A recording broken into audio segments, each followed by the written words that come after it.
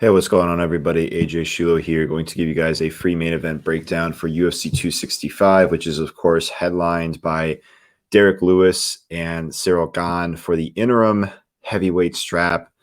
Going to be a fun fight, 5 rounds, main event. The fight between Amanda Nunes and Juliana Pena obviously fell out, but this is still a good card, honestly. I mean, yeah, it's not as good as the Poirier-McGregor card that we had last pay-per-view event, but it's still a good card, guys. I mean, I'm really going to be watching this card, eyeing it from top to bottom up until the event. Watching the event, I'm going to be watching very closely, of course, and I think that this is just a great card beyond just the main event, right? But we're here to talk about the main event.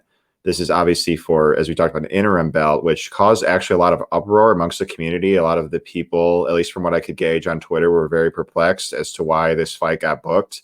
Apparently, the UFC reached out to Francis Ngannou, his team, and asked if he was ready for a certain date. He apparently was not.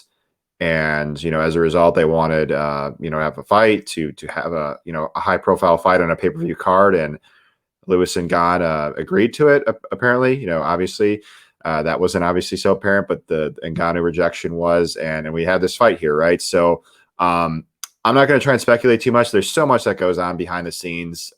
It's honestly, it doesn't bother me that they have this fight, to be quite frank. I actually do prefer interim belts because when you have interim belts, it gives you clarity on who is next in line for the belt. It doesn't necessarily guarantee that fighter is going to be next in line. Obviously, we had a circumstance with Tony Ferguson when he beat Kevin Lee a few years ago. He didn't fight Khabib next right after then, but there was other circumstances that prevented that fight in the meantime. But in general, the interim fight usually means that winner of that fight is going to be facing the title holder fouling. So it's a good fight. We're going to break it down. I'm super thrilled about the fight, and let's just get right down to business. So Derrick Lewis coming in here, riding a bit of a winning streak, a 4-fight winning streak. He's done so in rather spectacular fashion, especially his last few fights. Ciryl Gane, undefeated, obviously coming to the UFC. He has an undefeated record. He is a big favorite. Over 300, minus 300. I'm recording this here on Wednesday, August 4th. Gane floating around there, minus 360, minus 350, depending on what book you look at. Just, again, very, very juicy favorite. And we're going to get into why. It's a great style matchup for Gane for a variety of reasons. You can never count a guy like Lewis out.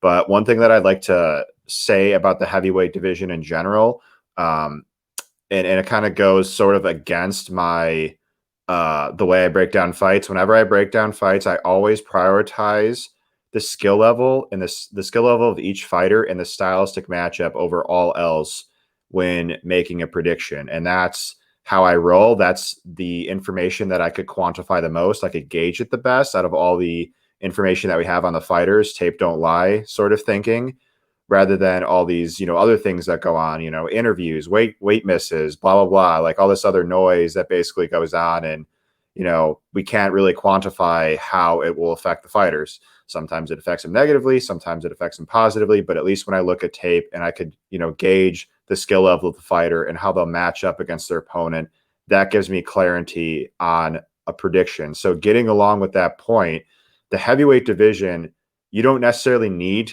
to be the best technical fighter in the weight class to make your way up the ranks and even fight for a title. Lewis proves that point because at this weight class, obviously the guys are so big and strong, they hit so hard. And so you have that more likely outcome to get a knockout. You don't need to rely on your technical skill set to go out there and beat the opposition. You could literally go out there and land a knockout shot, even if you're losing the fight for the vast majority of the time. You don't see that as much as the smaller weight classes. Again, you still do see knockouts at the smaller weight classes, obviously, but they happen to a much lesser degree. And as a result, the smaller weight class guys that usually see that the technical fighters, become champions, the most technical fighters, the faster fighters in the weight class, the most well-rounded fighters. That's where the skill set is the most compelling. It still isn't very important as you move your way up the weight classes, but especially at heavyweight, where the guys are just have that one hitter quitter power, that each carry a certain amount of power, and they can, in theory, knock each other out. Even fighters at heavyweight that have historically shown to be durable, they just hit so hard, and one shot could literally put anybody out. And Lewis is, a guy that hits hard even for that standard. Lewis debatably has the biggest one-hitter quitter power in the heavyweight division. He's got the most knockouts in the division. That doesn't necessarily mean that he has the most power. It's either him or Francis or even Jairzinho in there.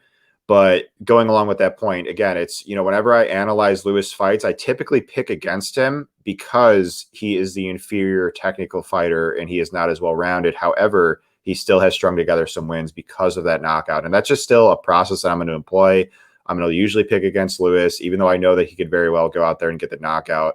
So getting into this fight, the way I see it is Gane is better than Lewis everywhere. He's a better striker because he's more technical. He's more defensively sound. He's got better footwork, just moves better in general. He's the more varied striker is Gane. He's craftier as well.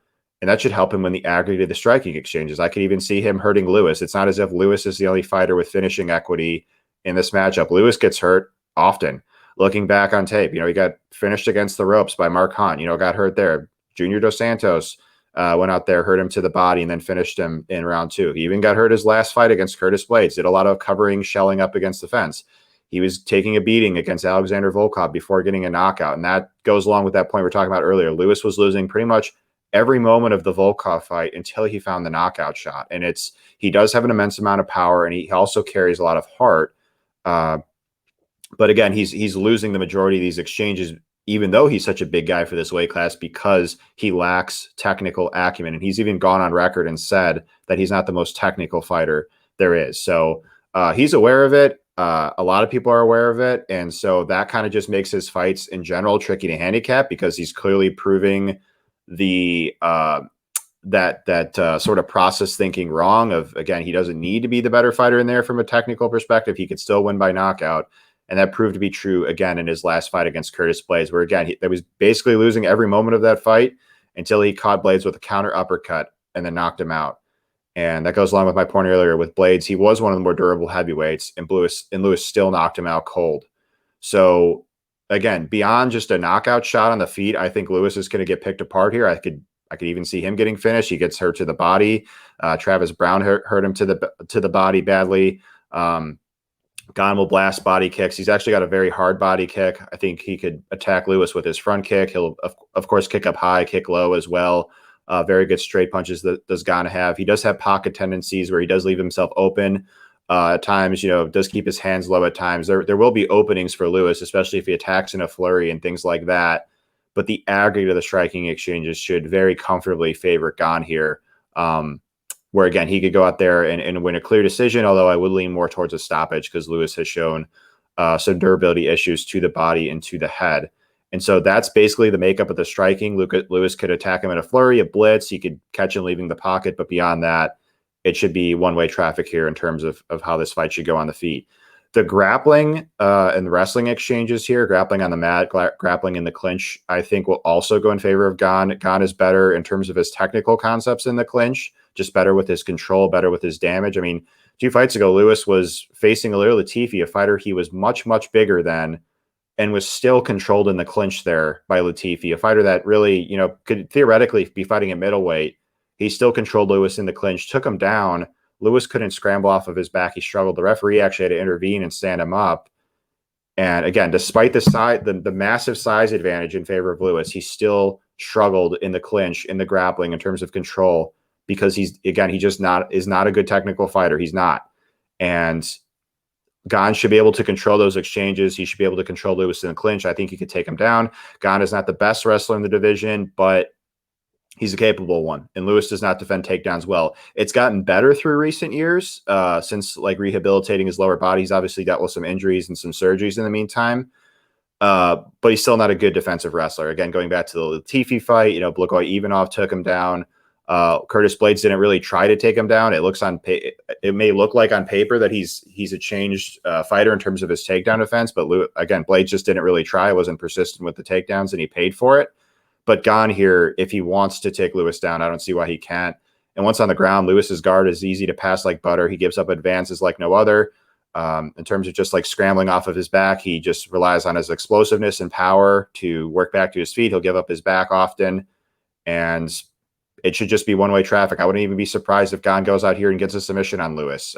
He's not a great submission grappler as Gane, but he's a capable one. He's certainly a better one than Lewis here. So it should be Gane's fight everywhere the fight goes. He's got more finishing equity on the ground. Maybe Lewis is able to, for whatever reason, get in top position. Maybe he just reverses Gane out of nowhere from an explosion, and he's just able to toil on him with some ground and pound. But beyond that, it's Lewis needs like a moment here, and he'll need to take it a mile for him to beat Gane. And I know the home crowd will be behind him. We're fighting in Houston, Texas here in a bigger octagon where Lewis is from. So he'll definitely have the utmost motivation to fight here, on top of the fact that it is for an interim belt. But even then, I still got to favor Gane here because, again, stylistically, it's just such a great fight for him. He's the better fighter everywhere, better athlete, better striker, better wrestler, grappler in the clinch, grappler on the ground. And so Ciryl Gane can be my main event pick for UFC 265. Thank you guys so much for tuning in. If you guys did like the video, please feel free to hit the thumbs up button below. Please feel free to hit the subscribe button. This is free content for the week. Obviously, I do give out free content. You can catch me on Monkey Knife Fight as well. We do a stream there. I go on live with Connor Roundtree and Jason Rubin. You could catch me on there. There's other free content that I do throughout the week as well, but I also do operate behind a paywall. In addition to that, I do have a few bets posted for this event, 3 to be exact at the time of recording this. I also have all my written breakdowns posted and my podcast, my premium podcast, which goes a little bit over an hour, breaking down every fight on this card. That is posted on my website as well, ajmmabetting.com. You guys could check out the prices there. They're very affordable. They're much lower than what I had them when I was running a paywall last year. So check them out. There's also a list of subscriber testimonies that you could check out there as well. If you're on the fence about subscribing, you could check out some previous subscriber success, and maybe that'll encourage you to make a decision one way or another. But that'll be it for me. Just one last plug. I appreciate you guys for tuning in. Good luck. Let's enjoy this event.